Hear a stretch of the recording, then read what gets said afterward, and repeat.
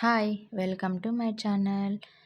ఈరోజు మన ఛానల్‌లో ఎప్పుడు చేసే విధంగా కాకుండా కు పుదీనా చట్నీని ఎలా చేయాలో చూద్దాం. ఫస్ట్ గిన్నె పెట్టుకొని ఆయిల్ ఏసుకోవాలి. ఆ తర్వాత మనము తాలింపు గింజలు అయన్నీ గూడా ఏసుకోవాలి. జీలకర్ర, ఆవాలు, కరివేపాకు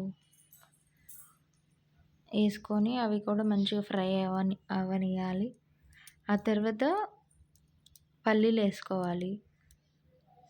టేస్ట్ బావుంటదండి పల్లీలేసుకోవడం వల్ల.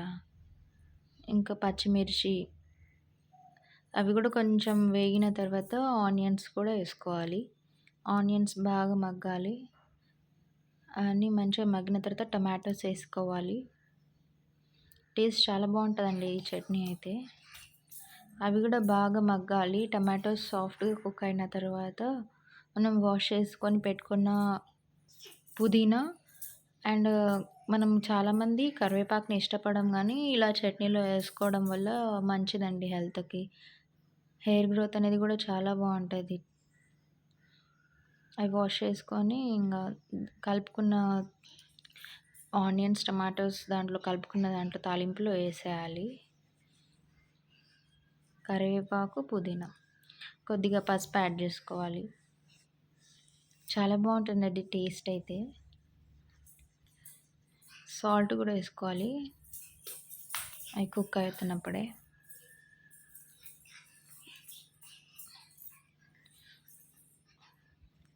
పుదీనా అనేది చాలా బాగుంటదండి. మన డైజెస్ట్‌కి చాలా హెల్ప్ అవుతది. కంటి చూపుకి కూడా చాలా మంచిది కరివేపాకు.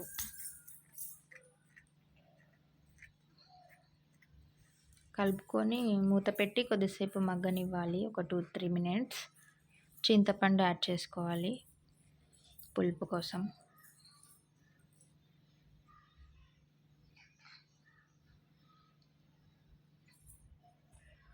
ఇంకొక 2 మినిట్స్ మగ్గనిస్తే మన చట్నీ కోసం ప్రిపేర్ అవుతదండి అది. సాఫ్ట్‌గా కుక్ అయిపోతాయి పుదీనా అండ్ కరివేపాకు, చిల్లీస్, గ్రౌండ్ నట్స్ అన్నీ. ఇంకేంటి చట్నీ రుబ్బుకోవడమే మిక్సీలో వేసుకొని. కావాలంటే వాటర్ కూడా కొద్దిగా యాడ్ చేసుకొని చట్నీని రుబ్బుకోవాలి. గట్టిగా తినేవాళ్ళు వాటర్ ఏసుకోకపోయినా పర్వాలేదు. కొద్దిగా వాటర్ ఏసుకోవడం వల్ల మంచిగా మిక్స్ అవుతదండి. చట్నీ అయితే టేస్ట్ చాలా బావుంటదండి. వేడి వేడి అన్నంలో తింటే కొద్దిగా నెయ్యేసుకొని తింటే అమ్మా! నెక్స్ట్ లెవెల్ అండి టేస్ట్ అయితే. చాలా బావుంటది. ట్రై చేయండి.